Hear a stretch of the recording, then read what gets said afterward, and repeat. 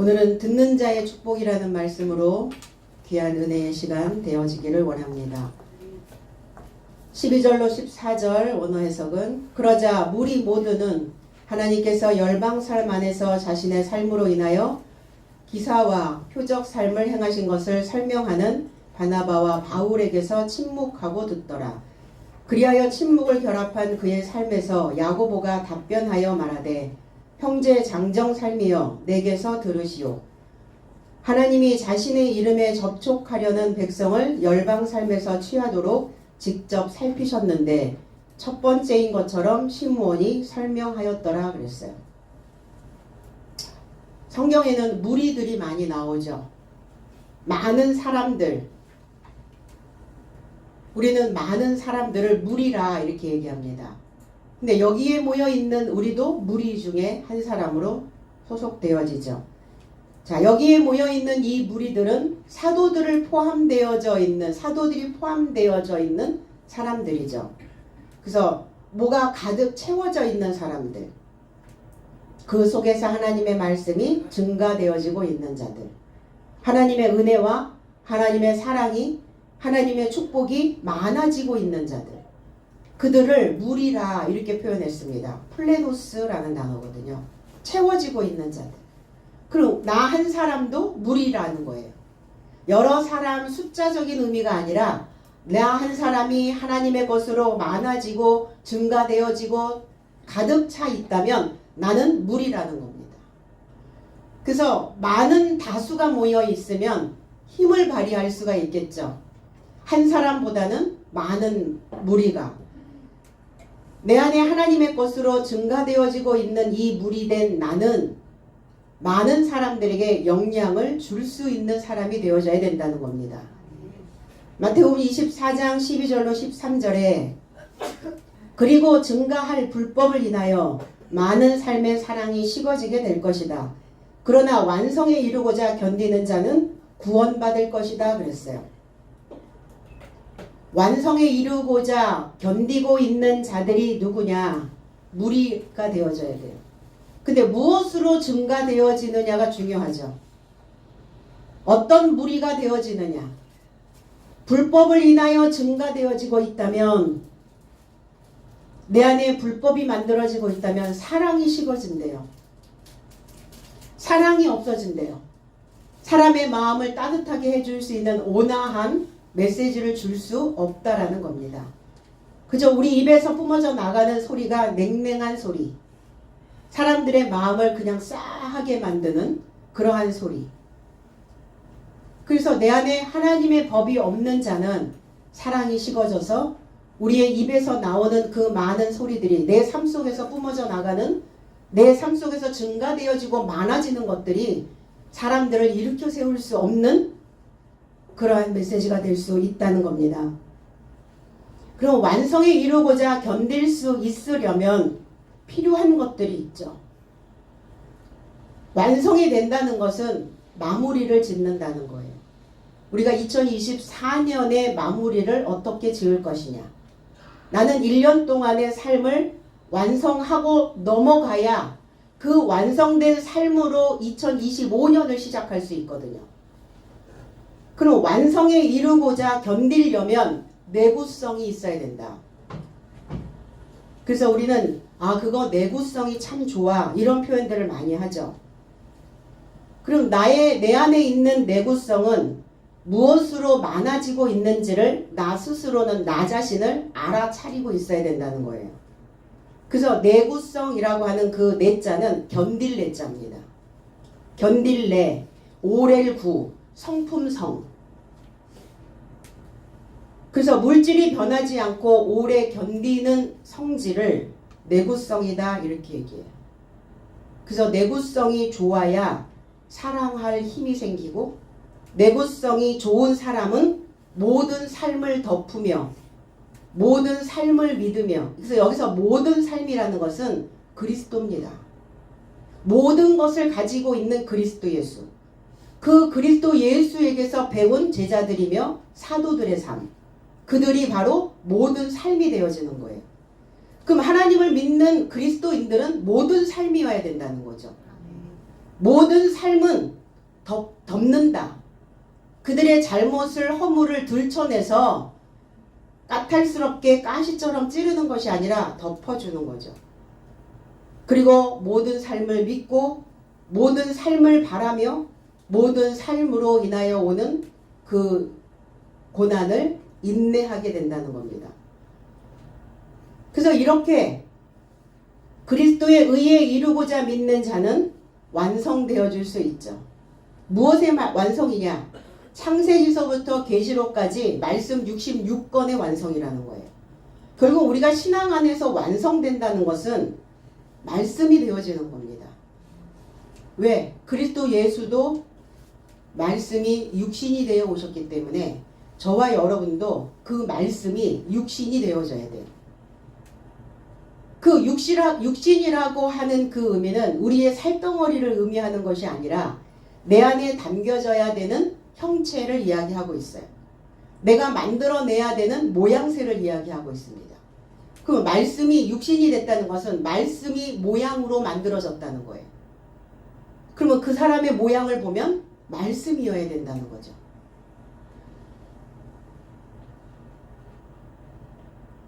그래서 내구성이 좋지 않은 사기 그릇을 써보신 적 있으신가요?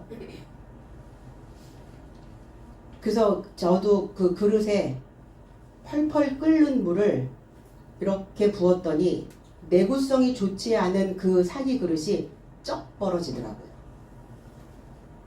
견딜 수 있는, 오랫동안 견뎌낼 수 있는 그 그릇에 어떤 것을, 뜨거운 것을 담든 펄펄 끓는 것을 담든 차가운 것을 담든 그 그릇은 그릇으로 존재되어져야 되거든요.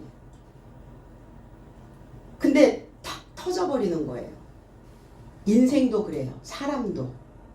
내 안에 오래 견딜 수 있는 그 마음을 가지고 있지 못하면 어떠한 삶이 우리 삶 속에서 막 다가올 때 터져버려요. 감당이 안 되는 거죠. 그래서 내구성이 좋은 튼튼한 그릇이 되지 않으면 내 주변을 싸고 있는 환경이 나를 녹여버린다는 겁니다. 그래서 오해하고, 그래서 내구성이 좋지 않은 사람들의 유형이 있죠.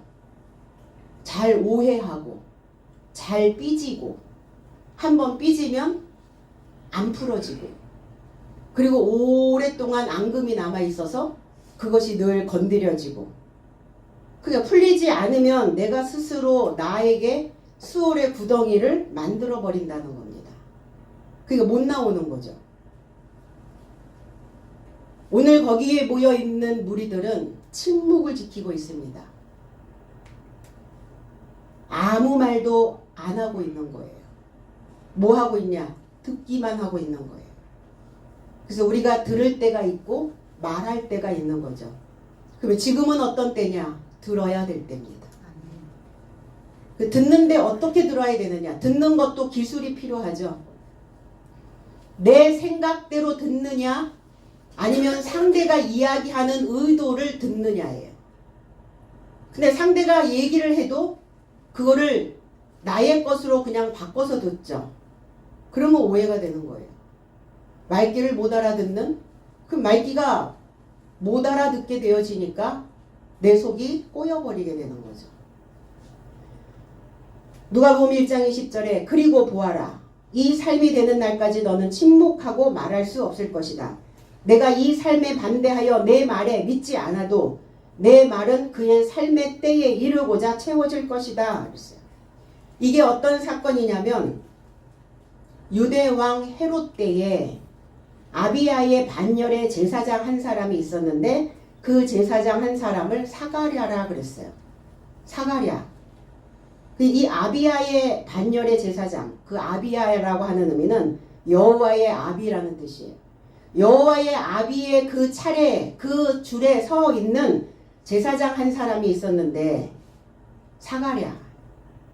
그러니까 이 제사장은 구약적 요소를 가지고 있는 제사장이 아니었다는 얘기죠.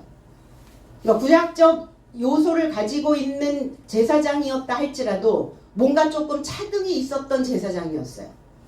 바리새인 서기관들, 대제사장, 제사장, 그들의 수준과 조금 다른, 그들의 수준보다 조금 한 단계 위에 있는 그 여호와의 아비의 줄에 서 있는 그 제사장, 그 사가랴. 그래서 이 사가랴라고 하는 의미는 여호와의 기억이라는 뜻이에요. 여호와를 기억하고 있었어요. 메시아를 기억하고 있었어요. 그리고 그 제사장과 그의 아내 엘리사벳이라는 사람이 있었습니다. 엘리사벳이라고 하는 의미는 맹세의 하나님이란 뜻이에요. 그러니까 어떤 것을 하나 규칙을 정하면 맹세됐으니까 변치 않는 사람. 그가 사가랴의 아내 엘리사벳이었다는 겁니다. 이 엘리사벳은 아론의 자손이에요. 이 아론이라고 하는 의미는 총명한이라는 의미도 가지고 있고 고상한이라는 의미를 가지고 있어요. 뭔가 조금 높은 수준을 이야기하고 있는 것이죠. 그러니까 이 두 사람이 모든 계명 안에서와 주의 흠없는 의로운 행동 안에서 앞서 걸어가는 자다 이렇게 얘기했거든요. 앞에 앞서 걷는 자, 의인의 삶으로 있었다 이렇게 얘기했어요. 그런데 엘리사벳이 잉태하지 못했거든요. 두 사람의 나이가 많더라. 성경은 왜 이렇게 잉태하지 못한 사람들이 나이가 많아서 잉태하게 되는 상황이 벌어질까? 아브라함의 사건도 그랬고 또 이렇게 오다 보니까 지금 엘리사벳과 사가랴의 상태도 나이가 둘이 많아서 잉태할 수 없는 상황인데 이 천사가 가브리엘이라고 하는 천사가 소식을 전해줍니다. 그래서 이 엘리사벳과 사가랴에게서 태어난 자가 세례 요한이에요. 세례 요한이 태어날 것을 이야기하고 있습니다. 두 사람의 나이가 많더라 그랬어요. 많다. 프로바이노라는 단어인데 앞서가고 있더라. 그럼 남보다 다른 사람보다 앞서가고 있다는 것은 죽음이 그만큼 다가와 있다는 거예요. 그렇겠죠? 다른 사람보다 빨리 가고 있는 사람들, 앞서가고 있는 사람, 그런 의미도 있고 다른 사람들의 생각보다는 뭔가 좀 남다른 생각을 가지고 뭔가 앞서서 리더하는 사람, 그러한 모습일 수도 있다. 가브리엘, 위대한 하나님이란 뜻이에요. 이기는 하나님이라는 뜻입니다. 강한 하나님, 용맹한 하나님이라는 뜻이에요. 요한의 탄생을 전하면서 사가랴에게 이렇게 말합니다. 포도주와 독주를 마시지 말라. 포도주와 독주에 취하면 어떻게 되죠? 종교 중독에 걸립니다. 메시아가 누구신지, 그리스도가 무엇인지, 우리가 신앙생활을 하는 목적이 뭔지, 나의 직분은 어떤 것인지 내구성이 하나도 만들어지지 않아서 상황이 오면 다 터져나가는 사람들이. 이 포도주와 그래서 술에 취하지 말라 이런 표현들 많이 하시죠. 그래서 세례 요한도 주님보다 앞서갔던 자예요. 그러니까 자녀는 부모가 닦아놓은 길을 똑같이 걸어가게 됩니다. 스승이 앞서간 자였기 때문에 스승이 닦아놓은 그 길로 제자들은 똑같이 그 길을 가게 됩니다. 그러니까 내 한 사람이 앞서가고 있다면 나를 따라서 오는 사람들이 있다라는 생각을 하게 된다면 내 발걸음 하나하나가 얼마나 신중하게 옮겨질 수 있겠냐는 거예요. 그래서 세례 요한도 나는 주님보다 앞서 왔던 자다 이렇게 표현합니다. 왜 근데 말을 하지 못하게 했을까? 나는 주님보다 앞서 왔던 자다. 너는 지금부터 말을 하지 못하게 될 것이다. 벙어리가 될 것이다. 이렇게 얘기했어요. 근데 사실은 사가랴도 반신반의했거든요. 반대하고 네가 믿지 않아도 이런 표현을 했어요. 잉태할 것을 네가 반대하고 잉태되어질 것을 네가 믿지 않아도 너의 때에 채워질 것이다. 너의 때가 채워지면 잉태가 될 것이다. 나의 때입니다. 나의 시간이에요. 그래서 나의 시간들이 채워지지 않으면 사람들은 늘 공허해지기 시작해요. 그래서 2024년이라고 하는 1년 안에서 나는 과연 얼마큼 나의 시간들을 채우며 가고 있는가. 이게 중요한 일이죠.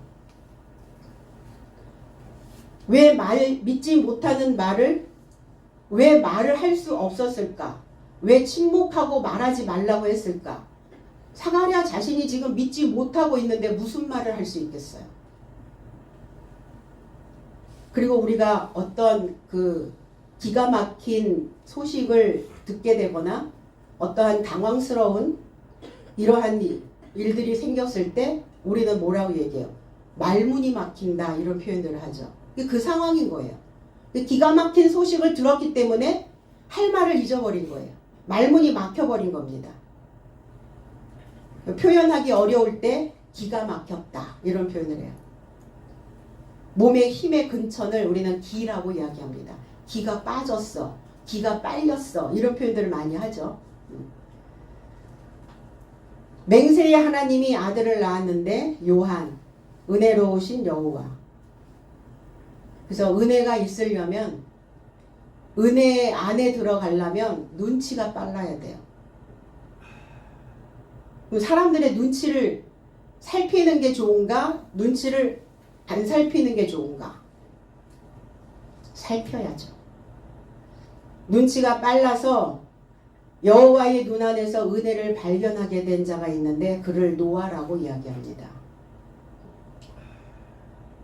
그래서 은혜를 발견한 노아는 또 인생들을 건져내는 그 역할을 하게 되죠. 그럼 우리도 지금은 어떤 때인가? 잠잠히 들어야 되는 때입니다. 나의 내면에서 들려오는 소리도 잠잠히 들으시고요. 바깥에서 누군가 나에게 해주는 소리도 잠잠히 들으시고요. 내가 누구를 막 얘기하고 누구에게 가르치고 누구에게 교훈을 주고 누구에게 무엇인가를 막 하기보다는 내 자신의 내 상태에 내 안에 과연 오래 견딜 수 있는, 오래 참아줄 수 있는 그 성품이 있는지 없는지를 들으셔야 된다는 겁니다. 표적과 기사를, 성경은 표적과 기사입니다. 표적이 뭐냐? 표시예요, 표시. 우리에게 표시가 있어야 되죠. 우리에게 어떤 표시가 있어야 됩니까? 말씀을 들었다면, 말씀을 배웠다면, 하나님을 믿었다면 그 믿은 만큼의 표시가 나야 돼요.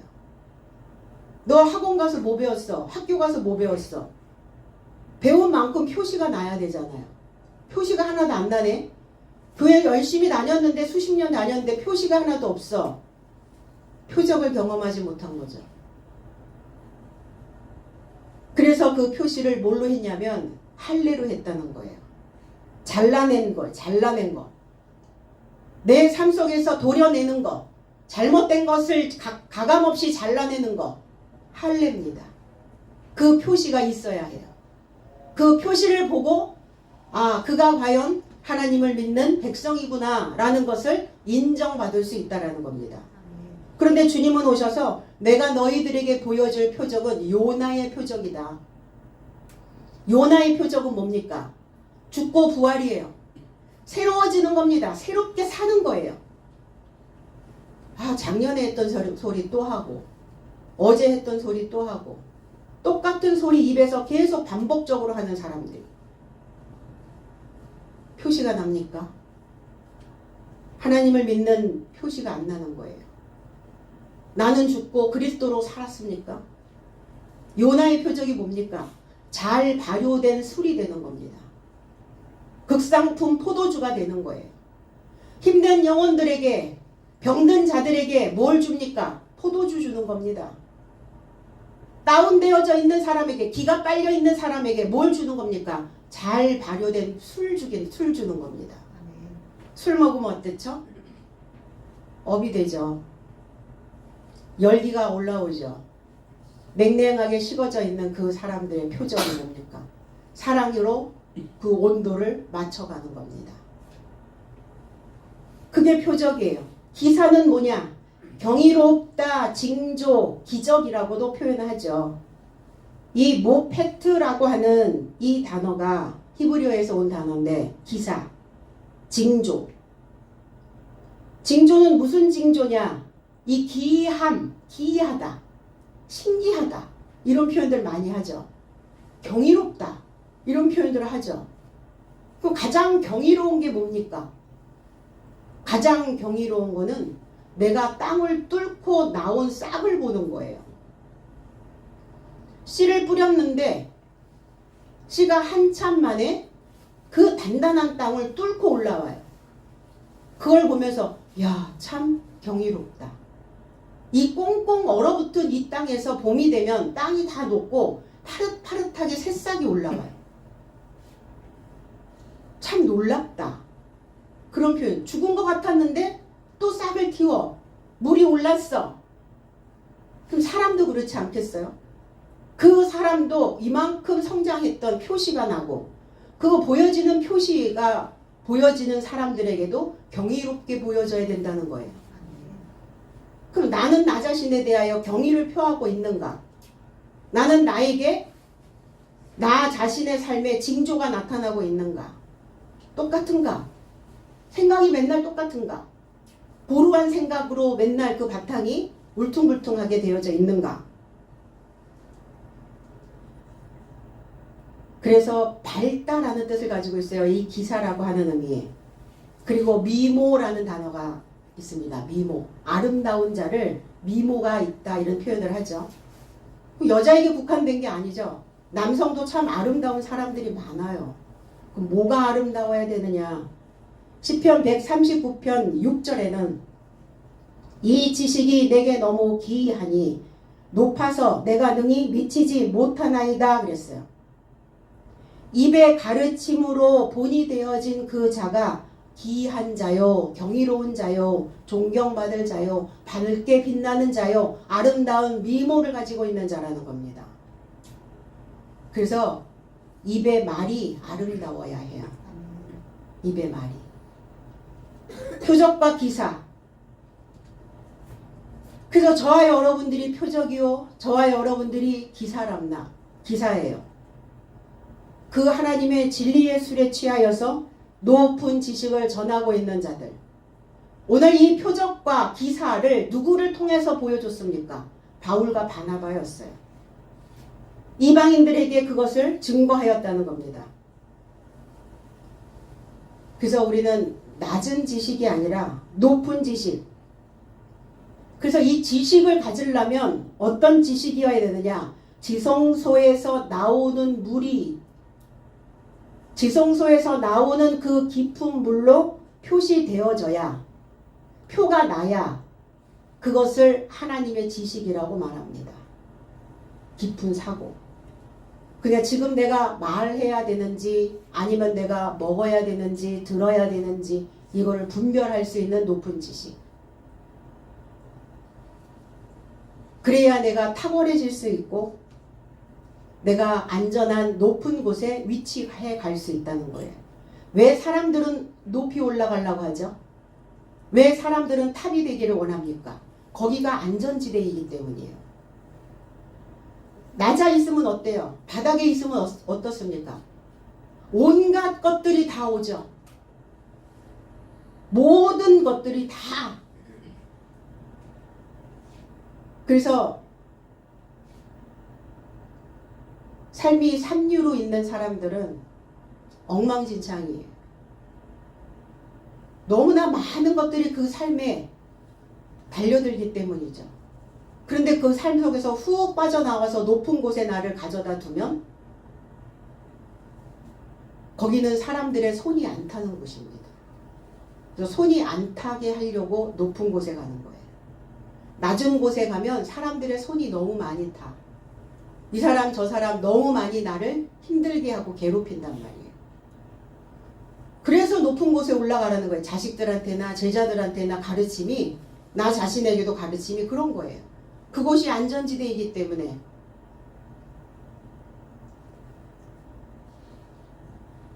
그리고 그 지식을 그리고 그 표적을 내가 고하고 있다.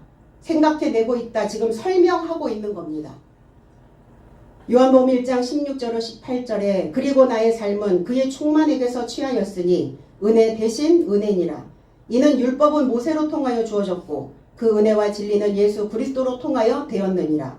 언제고 한 사람도 하나님을 본 적이 없나니 독생하신 아들이요 아버지의 품에 이루고자 있는 그가 설명한 것이니라 그랬어요. 성경은 어떤 것에 대하여 설명하고 있다는 거예요. 해석해줘야 된다는 거예요. 해설, 설명. 그러면 성경을 설명해주지 않고 있다면 우리는 높은 지식을 취할 수가 없다는 겁니다. 그러니까 늘 낮은 등급 안에 머물러 있다 보니까 어때요? 여기저기 괜히 끼어 들어갈 때 끼어 들어가지 말아야 될 때 다 끼어 들어가는 거예요. 무엇이? 종교가. 종교는 종교의 색깔을 지키고 가면 됩니다. 여기저기에 막 끼어들어서 색깔을 막 이것저것 혼합시킬 필요는 없어요. 은혜 대신 은혜. 모세의 율법도 은혜로 주셨고 그러나 그거 대신 그리스도 예수의 은혜를 주셨다는 겁니다. 내가 누군가에게 내 삶을 내가 살아왔던 그 신앙 안에서의 그 믿음을 설명할 수 있어야 되는 거죠. 내 삶을 설명할 수 있으려면 나는 앞서가야 돼요. 뒤따라가서는 내 삶을 그리스도를 그리고 내 믿음을 내 신앙을 설명해낼 수 없다는 겁니다. 그러니까 각 사람 한 사람 한 사람에게 설명해 주라는 거예요. 어떻게? 자세하게. 그리고 듣고 있습니다. 청취하고 있어요. 귀로만 듣는 게 아닙니다. 우리의 온 감각으로 듣고 있는 거예요. 우리의 온 감각으로 듣는 자는 깨닫게 됩니다. 근데 귀로만 듣는 자는 깨달음이 작아요. 잘 못 깨달아요. 고린도후서 12장 4절에 그가 낙원에 이르고자 이끌려 간 것과 사람에게 전하고자 내놓지 못할 표현할 수 없는 해석의 말을 들었도다 그랬어요. 들었다. 사울에서 바울로 옮길 수 있었던 것은 들었기 때문이에요. 사울은. 그 사울이라는 이름이 뭐예요? 요구하고 요청하고 간청하고 질문하고. 질문을 했으니까 답을 줄 거 아니에요? 답을 주면 들어야 될 거 아니에요? 근데 안 듣는 사람들이 있어요. 답을 줬는데 안 들어. 그럼 안 들으면 어떻게 되냐? 사울로 있는 거예요, 그냥. 그런데 바울이 될 수 있었던 것은 청취했단 말이에요. 오감으로 들었단 말이에요. 깨닫고자 들었다는 거예요. 그냥 듣는 것과 저게 도대체 무슨 말씀인지 깨달으려고 듣는 거하고는 차이가 좀 다르죠. 아이들 가르치면 그렇죠. 어떤 아이는 그냥 듣는, 그냥 교육을 받는 아이가 있고 어떤 아이는 그것을 배우려고 듣는 아이가 있어요. 다르다는 얘기예요.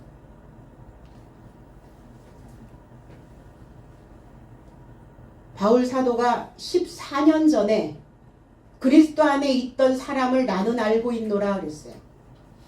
바울이 갔던 3층 천을 지금 이야기하고 있는 거거든요. 셋째 하늘.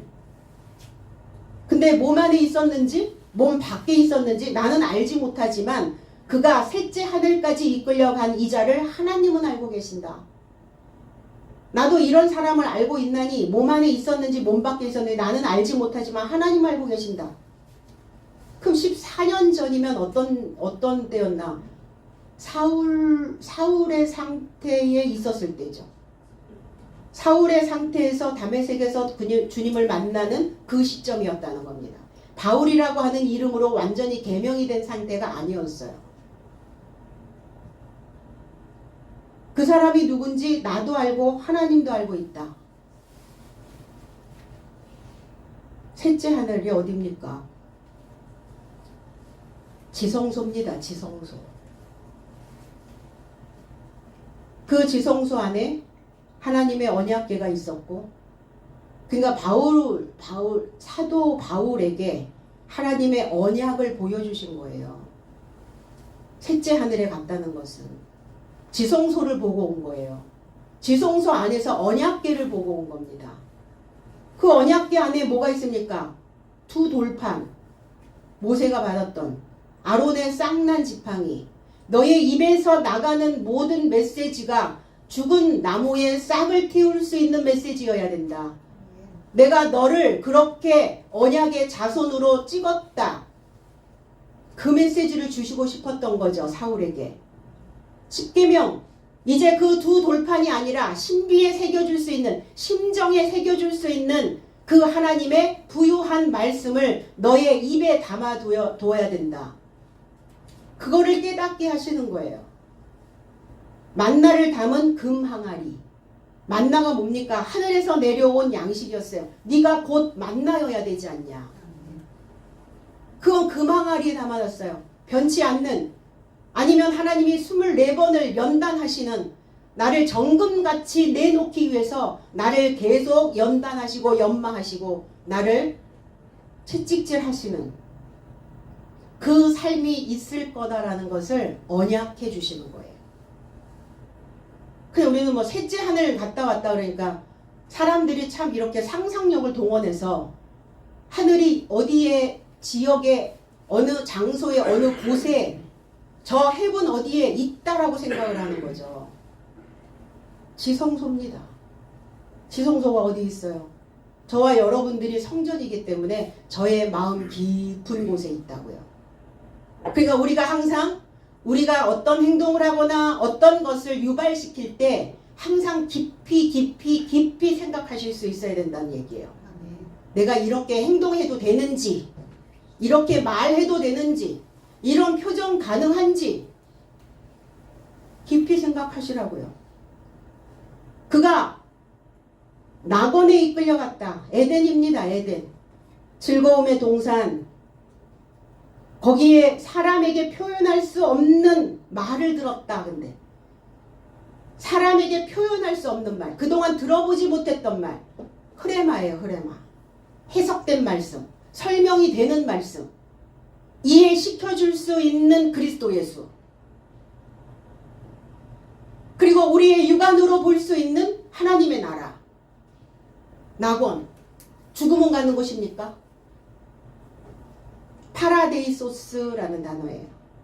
영어에서는 파라데이스라고 얘기하죠.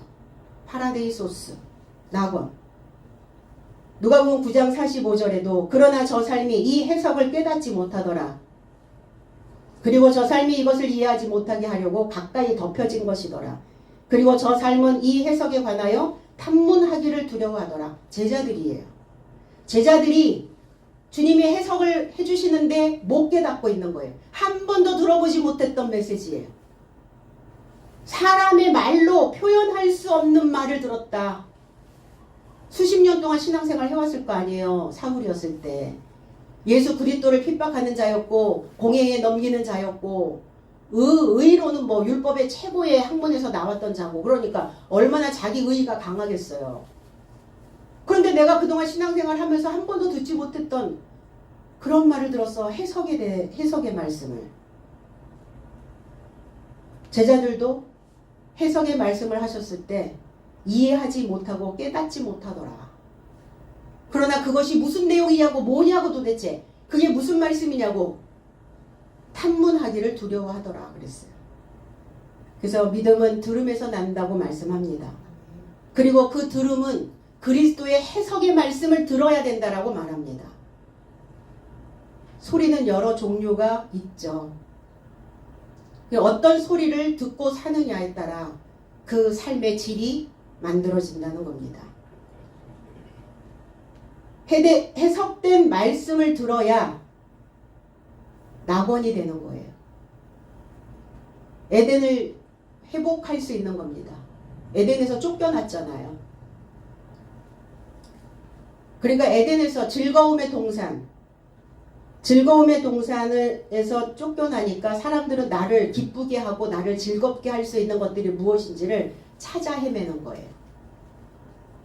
향락을 하는 사람들이, 마약에 취하는 사람들이, 술에 취하는 사람들이, 도박 중독이 걸린 사람들이, 이런 여러 가지의 이상심리를 가지고 있는 사람들이 왜 이상심리가 됩니까?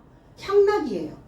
나를 즐겁게 하려고, 나를 기쁘게 하려고 쾌락을 향해서 가는 거예요. 그래서 에덴이라는 단어가 쾌락이라는 단어도 있어요.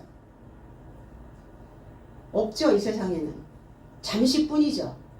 약 먹을 때 뿐이고 도박할 때 뿐이고 뭐 가졌을 때 뿐이고 지나가 버리는 거예요. 그러니까 해석된 말씀이 들어가야 그래야 쫓겨난 에덴으로 다시 입주할 수 있다는 겁니다. 사람은 태어나면서 사실 어떻게 보면 에덴의 그 냄새를, 에덴의 채취를 가지고 태어납니다. 그런데 살면서 삶이 나를 가만히 두질 않고 삶이 나를 이리 굴리고 저리 굴리고 세파에 시달리다 보니까 에덴의 채취를 잊어버리는 거예요. 그러니까 또 그 에덴의 즐거움을 또 회복하려고 또 여기저기 또 막 기웃거리면서 또 살게 되는 거죠.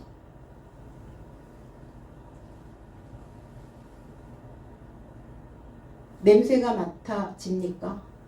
여러분 자신의 삶 속에서 흘러나오는 냄새를 맡을 수 있어야 돼요.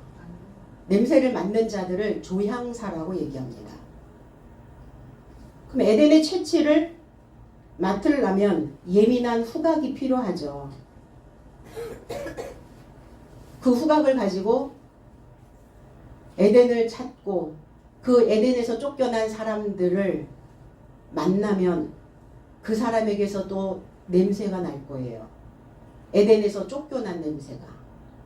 그럼 뭐 하셔야 돼요? 에덴이 된 저와 여러분이 그들에게 에덴으로 갈 수 있도록, 낙원으로 갈 수 있도록 해석된 메시지를 주셔야 된다는 겁니다. 그래서 삶에 찌들은 사람들이 에덴을 찾아 나서지만 지구촌 어디에도 없습니다. 물질계에서 없어요. 그걸 쫓아다니다가 파국으로 치닫게 되죠. 그래서 그 낙원은 저와 여러분들 안에 있습니다. 높은 수준의 지식, 지성소에서 나오는 그 물, 거기가 에덴이에요. 그래서 말씀이 해석되어 깨달아져서 들리면 그 삶이 낙원이라는 것을 여러분이 인식하시기 바랍니다.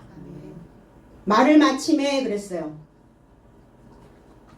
침묵을 지키고 있다가 침묵과 결합하였다. 귀담아 듣고 있는 거예요. 그리고 귀담아 듣고 있었던 많은 무리들의 침묵을 깬 자가 야고보입니다. 야고보가 침묵을 깬 발언을 시작하기 합니다. 야고보는 구약에서 야곱이라는 이름이에요. 발꿈치를 잡다, 부어오르다, 밀쳐내고 들어앉다 이런 뜻이에요. 마지막이란 단어, 매복자라는 뜻, 맨 끝부분 이런 뜻, 속임수라는 뜻. 속임수, 뭐 사치하는 자 이런 단어들이 나쁘기는 하지만 내가 지금 어디에 지금 속아 넘어가고 있는지를 깨달으셔야 돼요. 내가 나를 혹시 속이고 있지는 않은지. 뭘로 속입니까? 다 됐다라고 속이죠. 이 정도면 됐어. 이 정도면 괜찮아. 괜찮습니까? 그래서 이 야고보라고 하는 의미는 법의 물소리를 듣는 집이라는 뜻이에요. 하나님의 법의 그 소리를, 근데 그 법은 곧 물이거든요. 그 법의 물소리를 들을 수 있는 자, 야곱. 야고보서 1장 1절로 2절에 하나님과 주 예수 그리스도의 종 야고보는 흩어진 가운데 있는 12지파 삶에게 기뻐하기를 나의 형제 삶이여 너의 삶이 여러 시험에 걸려 넘어질 때면 모든 기쁨을 지도하라. 흩어진 가운데 있는 12지파. 흩어졌다. 디아스포라라고 이야기합니다. 디아라고 하는 의미는 통과하다 이런 뜻이에요. 스포라, 스페이로라는 단어는 씨 뿌리다. 흩어져서 씨 뿌리다예요. 단순히 그 민족들이 흩어진 민족인 것이 아니라 흩어져서 뭐하라고? 어떠한 삶의 배경을 통과하여 씨를 뿌리는 자들을 디아스포라라고 이야기합니다. 우리 민족도 디아스포라로 살았었죠. 아니라고요? 일제강점기서부터 나라를 빼앗긴, 그러니까 우리나라에서 살지 못하고 흩어졌어요. 그럼 지금 우리도 우리의 생각 속에서 디아스포라가 있어야 된다는 거예요. 내게 주어져 있는 어떤 삶의 그 한 패턴을 통과할 때는 통과한다는 게 뭡니까? 그게 연단이에요. 그 연단 받아서 통과한 자는 하나님의 말씀에 씨를 뿌리는 자와 같다. 모든 시험 안에 나와 함께 항상 머무는 삶이 되어 주신다고 했어요. 시험이 왔을 때 우리를 시험 당하도록 버려두지 않고 시험을 초월할 수 있도록 함께 하실 것이라고. 그러니까 기쁨으로 시험이 왔을 때 너 자신을 지도해라. 시험은 자신의 상태를 파악하고 내 상태가 겸손하게 내려가게 할 수 있는 상황입니다. 그래서 우리에게 시험을 주시는 거죠. 자, 시험을 주시는 이유는 우리의 삶의 출구를 하나 만들어 주시는 것과 같아요. 근데 출구가 만들어졌어도 보여지지 않는 이유가 있죠. 출구가 어딘지 헤매는 사람들이 있어요. 낮아져야 출구가 보입니다. 낮아진다는 것은 낮아진다 이러니까 기독교에서는 이렇게 얘기해요. 저는 아무것도 아닙니다. 저는 아무것도 못해요. 자기가 했으면서 자기가 한 게 아니래. 제가 한 게 아닙니다. 막 이래. 그러니까 자신의 존재를 부정하는 것이 낮아지는 것이 아닌데 자신의 존재를 자꾸 부정하는 것을 낮아짐이라고 착각하고 있는 거예요. 낮아진다는 것은, 겸손해진다는 것은 내 자신의 결점을 인정하고 진리로 그 결점을 보충해 주는 자가 겸손한 자입니다. 그 겸손함의 그릇으로 나를 튼튼하게 만들어서 그 삶이, 그 그릇이 내 삶을 담아낼 수 있도록 만들어내는 자가 겸손한 자예요. 낮아진 자라는 겁니다. 그래서 그 기쁨으로 자신을 지도하는 자, 기쁨, 에덴이에요. 에덴이 회복되는 겁니다. 그래서 내 생각의 마디마디가 부드럽게 부들부들하게 유들유들하게 휘감아져서 스스로 즐겁게 할 수 있는 상태가 되어진 삶이 바로 낙원이라는 겁니다. 저 메소포타미아에 있는 장소가 아니라 바탕, 사람들의 바탕. 그리고 야고보가 대답합니다. 자력으로 결정하다. 말할 것이 기대되는 곳에서 말하기를 시작하다 이렇게 얘기했어요. 골로새서 4장 6절에 너희 말은 항상 은혜 안에서 소금으로 맛을 내듯이 하되 어떻게든 너의 삶을 알도록 각자에게 대답함이 마땅하다. 사람들에게 어떤 말을 줄 때 맛을 내서 하래요. 맛대가리 없이 말하지 말고 그 사람이 그 말을 먹을 수 있도록 맛을 내서 말을 하래요. 참 어렵죠. 말하는 게 참 어려운 거예요. 그래서 함부로 말하고 아무 말이나 하고 막말하고 어렵진 않죠. 그런데 그 상대가 소금치듯 간을 맞춰서 짜게도 안 되고 너무 싱거워도 안 되고 적당히 우리는 적당히 많이 하죠. 적당히 넣어. 그게 안 되죠. 계량 스푼에 소금을 담아서 요 정도면 간이 딱 맞겠다. 간 딱 맞춰가지고 말하시라는 거예요. 상대가 안 먹는 건 상대의 문제만은 아니다. 내가 간을 안 맞춰주니까 안 먹는 거다. 이해되세요? 왜 상대가 내가 하는 말을 안 먹는지 이제 이해가 좀 되시죠? 우린 늘 탓했죠. 그런데 저 사람 그런 상태라고. 그래서 우리를 뭐라고 얘기했어요? 너희는 땅의 소금이니 그랬어요. 만일 미련하게 되었다면 무엇 안에서 간을 맞추겠느냐? 간을 못 맞춘다는 건 뭐냐? 아무 힘이 없는 자다. 그래서 밖에 던져지지 않았어도 아직 밖에 던져지지 않았어도 사람에게 밟힐 뿐이다. 밖에 던져져서 사람에게 밟히는 게 아니라 아직 던져지지 않았어도 나라고 하는 그 본성의 사람에게 밟혔어 이미. 그러니까 간을 맞춰서 주지 못하면 나도 간이 맞지 않는 말을 나도 계속 먹게 된다는 거예요. 그러니까 천하게 되겠죠. 미련하게 되겠죠. 미련하게. 미련한 곳에서 나가는 것이 영리한 게 나갑니까? 미련하게 나가죠. 그리고 대답했다라고 하는 이 단어는 사람과 사람과의 관계 속에서 어떤 그 심중에 있는 깊은 말을 할 때 사용하는 단어예요. 이 단어가 아포라는 단어와 크리노라는 단어의 합성어거든요. 아페 크리테라는 단어예요. 그냥 단순하게 대답하는 게 아니에요. 심중에 있는 말을 서로에게 전달할 때. 그러니까 대답할 때도 어떻게 하셔야 돼요? 간 맞춰서 대답하시라는 거예요. 그게 심중에서 깊은 대화를 할 수 있는 그런 대답을 할 수 있는 그런 요소라는 겁니다. 나의 마음을 알아보도록 각각 하나하나에게 대답함이 마땅하다 그랬어요. 자세하게 설명하라는 거예요. 우리는 한 번 얘기해 놓고 뭐라고 얘기해요? 그것도 못 알아듣냐고. 내가 그렇게 얘기했는데 또 그러냐고. 그렇게 하지 말래잖아요, 성경은. 하는데 각각 하나하나를 설명하고 그리고 그 간을 맞춰서 이야기하는 것이 마땅하다 그랬어요. 그러니까 야고보는 지금 장정 형제 삶에게 나에게서 들어라 이렇게 얘기해요. 그냥 하는 게 아니라 마음에서 꺼내서 이야기를 하고 있는 겁니다. 야고보는.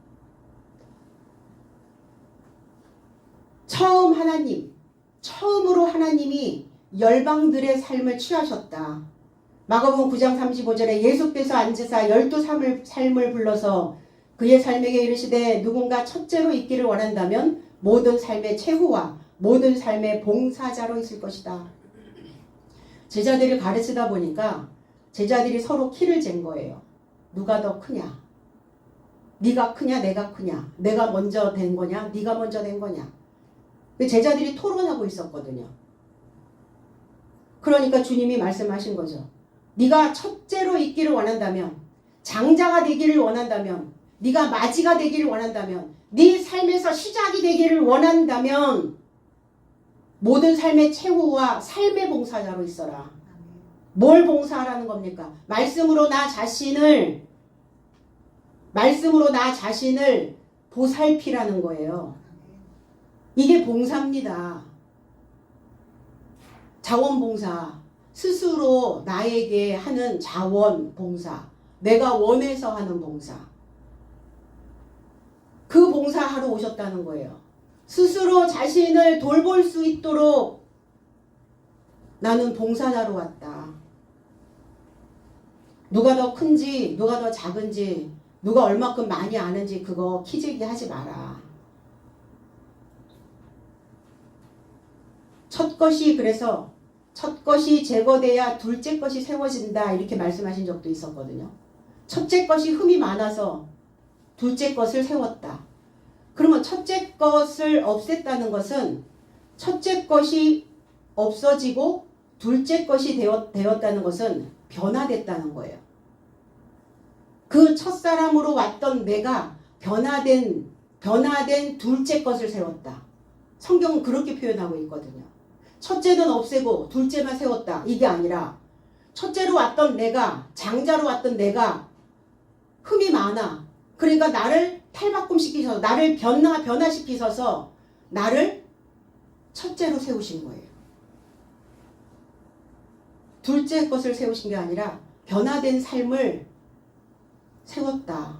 변경된 삶을 그를 장자로 세운 것이다. 그러면 저와 여러분들은 다 신앙 안에서 장자들입니다.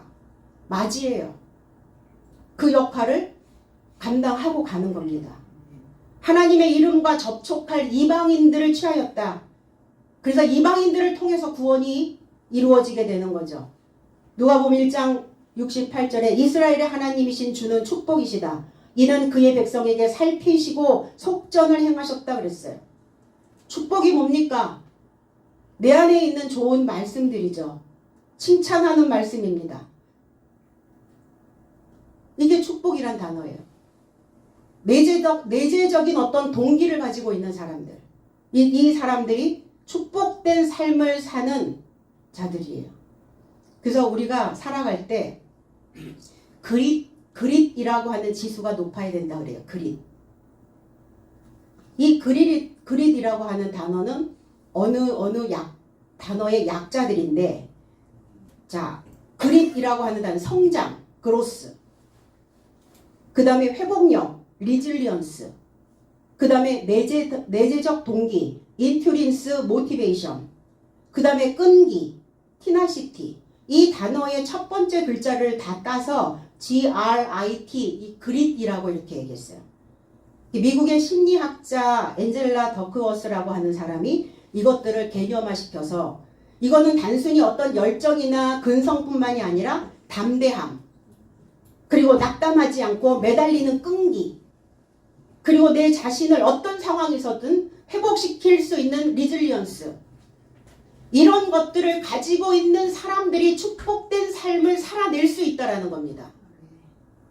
축복받을 수 있는 그릇을 준비한 자들이야. 그럼 이거는 신앙 안에서야 가능하다는 거예요.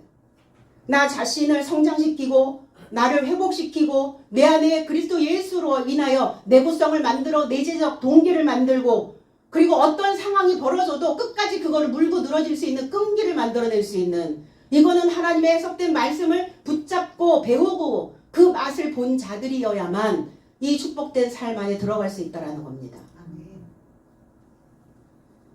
그래서 우리는 이런 자들을 살피고 이런 자들을 곁에 두고 있다면 그 자는 축복이에요. 그 그릿 지수가 높은 사람이 누구여야 됩니까? 나 자신들이어야죠. 저와 여러분들이어야죠. 이 말씀을 듣고 있는, 유튜브를 통해서 듣고 있는 여러분들이어야죠.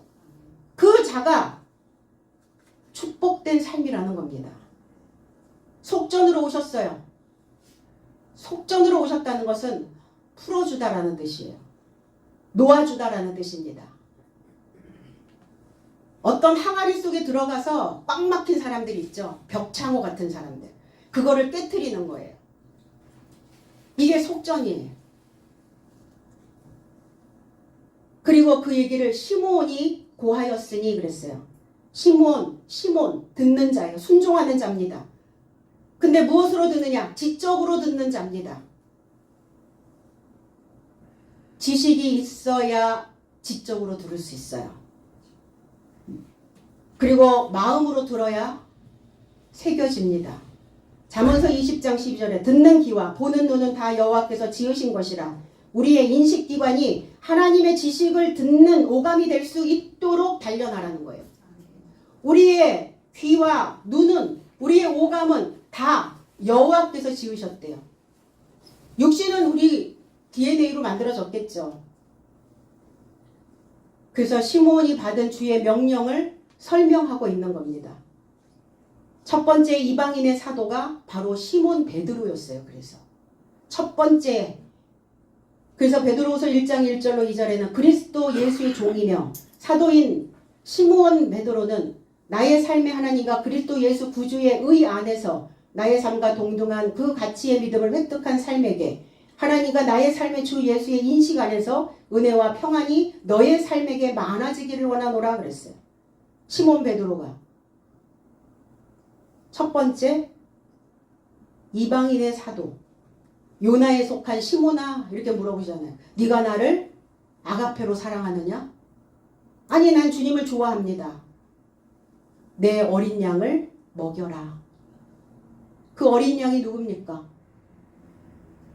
나에게 다가오는 자들이에요. 미숙한 자들입니다. 그리고 그리스도 예수이신 그 희생양을 향하여 먹이를 만들어내야 되는, 먹거리를 만들어내야 되는 그 먹거리가 누구였어요? 우리가 먹어야 되는 먹거리가 누굽니까? 이방인들입니다. 하나님 알지 못하는, 미련해 보이는, 아둔해 보이는, 멍청해 보이는, 내 눈에는 그렇게 보이나 하나님은 그들을 어떻게 하시라고 그랬어요? 그들에게 사랑으로, 그들에게 간을 맞춰서 그렇게 사랑을 주라는 겁니다. 우리도 하나님을 모르는 이방인들의 첫 번째 사도가 저와 여러분들이 해야 될 줄로 믿습니다. 오늘 그래서 베드로 사도처럼 시므온처럼 오늘 이방인의 사도로 시작되어지고 출발되어지는 그 삶이 있기를 예수 그리스도의 이름 안에서 축복드립니다. 기도하겠습니다.